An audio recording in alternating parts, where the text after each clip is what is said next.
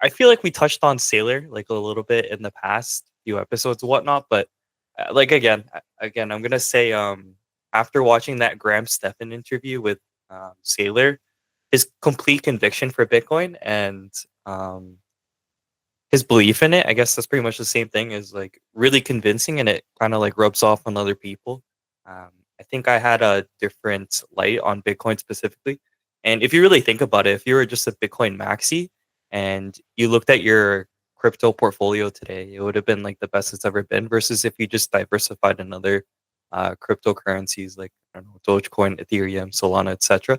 But I think moving forward, maybe perhaps I'm going to start buying a little more Bitcoin solely just because, yeah, it dropped a bit past under 100K, but I'm sure it's going to go back up. Actually, okay, let's move on to the next person, but I'm not even sure where Bitcoin US is at right now, actually, as the recording of this video on Thursday, December 5th.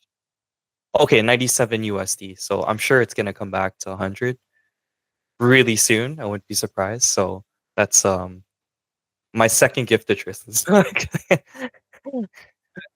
Yeah, thank you for that intro. And we were just about to move on to the second part of the story, which is actually somewhat related to Michael Saylor and MSTR once again.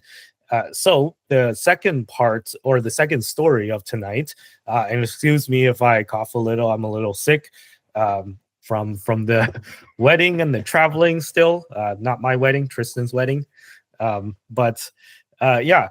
The second story is about Mara and other companies adopting the MicroStrategy, which is buying Bitcoin, and or rather specifically issuing convertible notes to use that money and raise debt to buy Bitcoin. So if you guys don't know what a convertible note is, it's basically like a bond plus a call option. So you have the ability to convert that bond into stock if the stock rises to a certain point. So it's kind of like, just imagine a bond, which is just debt, but you bundle it with a call option. And the advantage of why you want to do that as the company who issues it is because in exchange for that call option, investors would be willing to buy it with like very little interest or almost no interest. So MicroStrategy did this where they issued bonds with no interest, and people are like, why would you buy it? Well, you would buy it because it comes with a call option attached, right? They're convertible notes. So they raised billions and billions of dollars doing this, and they threw all the money into Bitcoin. And that has caused MicroStrategy stock to absolutely skyrocket. So other companies are watching this and they're saying, "Oh, this is such a good strategy. Why don't we do it too?" So Mara Holdings, formerly known as Marathon, who's a Bitcoin miner, decided to do this as well. So they did it twice, I think. Initially, they introduced a $850 million zero interest convertible note. But there was such a large demand for it that they upsized it to 1 billion. And then I think they did it again. And then it was around the same amount, like 700 or 850 million. And then there was so much demand for it again. And then they upped it to $1 billion yet again. So they issued $2 billion of convertible notes so far. I think they're all at zero interest and zero coupon. So basically, they just borrowed free money, and then they're going to use the money to primarily use it to buy Bitcoin, but also to do some financing stuff, and they're repurchasing existing notes, and then they're just kind of trying to drag the debt out for longer, and then also use the money to maybe fund their operations as well, but mainly is to stack Bitcoin. So Mara is already I think it's the largest Bitcoin miner that's publicly traded, and then they're already mining the most Bitcoin out of everyone just because they have the most amount of hash rate. But they're also doing this MicroStrategy playbook where they're raising debt and using the debt to go out and buy more Bitcoin just to build up a huge stack. So I forget how much their stack is now. I think it's over like 30,000 Bitcoin or something like that. So they're continuously adding to their stack. And then the next company that did the same is a much smaller company, but it's right here at home in Canada. It's a company called Bitcoin Well, and this is a company that is based out of Edmonton, Alberta, where Dom and Tristan both currently live. Or they're in Calgary, but same province. Yeah, Bitcoin Well, a Canadian-based exchange, a product that I use pretty much on like a weekly basis these days. They're adopting the MicroStrategy playbook as well. And I've talked to the Bitcoin Well CEO Adam O'Brien in person. Actually, I spoke to him virtually over Zoom once, where we discussed multiple topics. I wish I recorded it, but unfortunately I didn't record it. But yeah, anyways, I think Adam O'Brien, he was kind of maybe a little bit hesitant on the MicroStrategy playbook before, but he's completely flipped on that. And then he's decided to adopt this strategy for his own company as well. So they raised $2 million in convertible debt to buy Bitcoin. And they also used their existing cash balance to buy Bitcoin. They only bought 7.5 BTC, which of course doesn't sound like a lot, but keep in mind this is a small company, right? It's not like MicroStrategy is worth almost $100 billion. This is a much smaller company. I think they're much less than $1 billion in market cap there. So they're not even $1 billion in market cap for Bitcoin, well, that is. But yeah, anyways, large or small, we've seen companies adopt the MicroStrategy playbook. So my question to you guys is, do you guys think that this is a good idea? Should companies continue to adopt the MSTR playbook? And what advantage does miners have specifically in adopting this playbook? I think investing into the MSTR Saylor strategy, I suppose it would be a good idea just because horoscope for men, if you take a look at the Bitcoin cycle, it's not necessarily always true, but at the end of the day, Bitcoin inevitably goes up. I mean, there's always like situations where like there's crypto winter or there's, halving situations or whatnot. But if you kind of just steer through all like the sandstorms, snowstorms, Bitcoin at the end of the day rises up. So if you hold or hodl, as we say, a lot of Bitcoin and kind of like utilize that as a direction to move forward, it typically works out in the end. As you could see, like Bitcoin's at 100K, and then sure, like sailors laughing to the bank. So people are seeing that as well. So a lot of other companies seemingly are trying to adapt the same thing.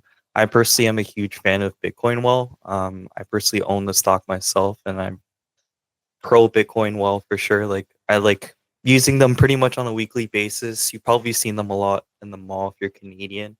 And I like how you can buy on the Lightning network and the main network, and it's the cheapest fees on the market. And they're doing a lot of really cool things too.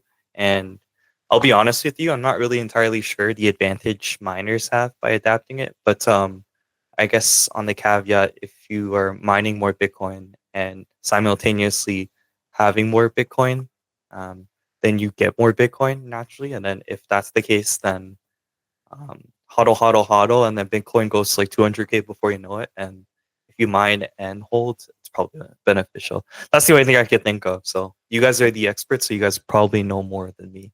I mean, this is kind of actually a topic of fierce debate because we have on one hand Mara who's who's doing the MicroStrategy playbook, right? They're mining, but they're a miner, but they're buying Bitcoin as well. But then on the opposite end of the spectrum, we actually have some differing opinions in the mining industry in the form of CleanSpark. So Matthew Schultz, who's the chairman, I believe, of CleanSpark, has stated previously that CleanSpark, they earn every Bitcoin, right? So they only mine Bitcoin and they don't want to raise debt to go and buy Bitcoin because, if they raise money, then that ideally that money should go to operations and deployments. And that's where CleanSpark believes that the value for shareholders is maximized. If they do end up raising debt, which even that is like, you know, you have to be careful with debt and stuff. But they're totally against, at least as of right now. Maybe they'll change their minds in the future. But they're totally against the idea of a Bitcoin mining company going out and buying Bitcoin, because when you're buying Bitcoin, you're paying the market price, right? When you're mining Bitcoin, you're paying the electricity price, which is often a lot lower than the market price, right? Because say if you're able to mine a Bitcoin for $40,000, but now it's trading at $100,000, right? So it does make sense as well from CleanSpark's perspective why they would take such a stance. So it's like, you know, if we're a Bitcoin miner, then why are we buying Bitcoin? Because we're the ones that produces it, right? So it's like, if you worked at a chocolate factory, why would you go out and go to the store and buy more chocolate? Can't you just, you know, work harder on producing more chocolate in the first place? So, you know, there's both sides of the argument. Oh, of course, with Mara, they're more like, you know, look at how successful MicroStrategy has been, at least in terms of their stock price and in terms of their, well, strategy. So we just want to emulate that because they've seen so much success and Wall Street is really adoring them for what they're doing. But yeah, I mean, what's your take, Tristan? I think you're the in-house mining expert at this point, so uh, curious to hear your thoughts on this debate. Do you think it's a good idea for miners specifically to adopt the MSTR playbook or not?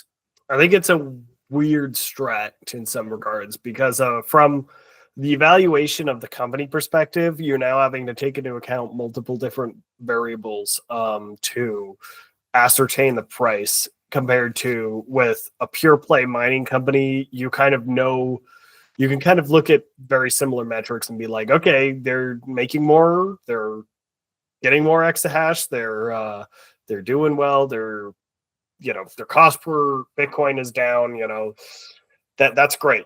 Whereas Mara taking on this additional position, it adds complexity to the business and it takes away from the direction of their Bitcoin mining plan because, you know, maybe this proves to be more lucrative than Bitcoin mining, in which case, why are they bothering, right, with the mining?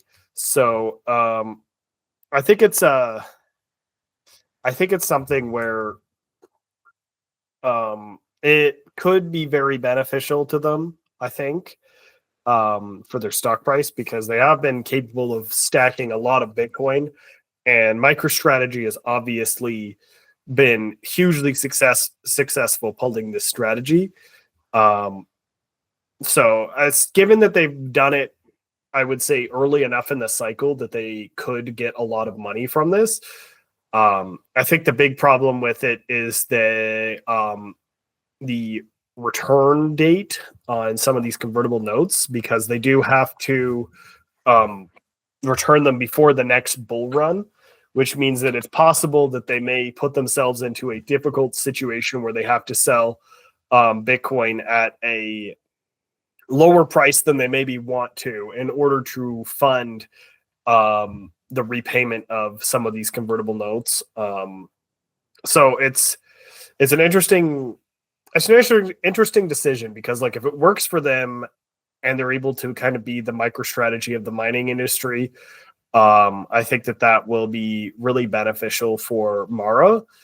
But I think that it does kind of represent a bit of a more I think that they haven't quite reached the point where this becomes like not something that could count against them from a mining perspective, right? Because so it makes them more difficult to evaluate as a miner because you don't know. Well, you have money that's being funneled into buying Bitcoin that could have been funneled into buying Bitcoin mining stuff. Where you're kind of like, oh, would that have been better off going into Bitcoin mining stuff, or is the fact that they've purchased Bitcoin at a low price going to be more beneficial than them actually obtaining more miner stuff? So I feel like it just makes Mara more difficult to evaluate.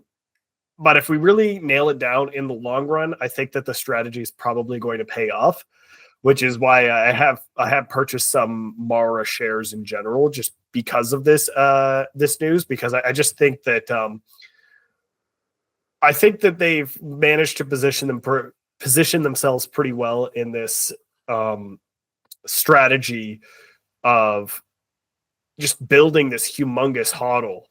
And I just think that humongous hodl will be capable of carrying them pretty hard if they can, maintain that and use it at appropriate times in order to ensure that both their mining and their addiction to low cost loans to fund more Bitcoin doesn't cost them at a difficult point.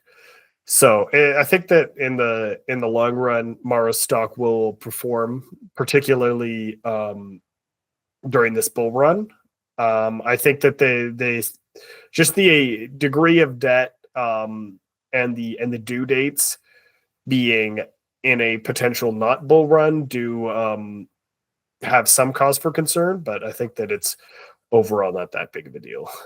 And full disclosure, I have exposure to both Mara and CleanSpark because for once in my life, I think that both of these strategies, I can't decide between either strategy. I think they both have really good arguments on both the Mara and the CleanSpark side. So, for lack of differentiating factors, I'm just going to get both, right? I actually bought Mara calls. So I went even more aggressive than you, Tristan, because I know you said you bought shares, right? I don't know if you bought calls as well for Mara, but I did. I bought calls for Mara, and then I have both calls and shares for CleanSpark. So I think all of them will do really well, whether it's calls or shares, whether it's Mara or CleanSpark. But yeah.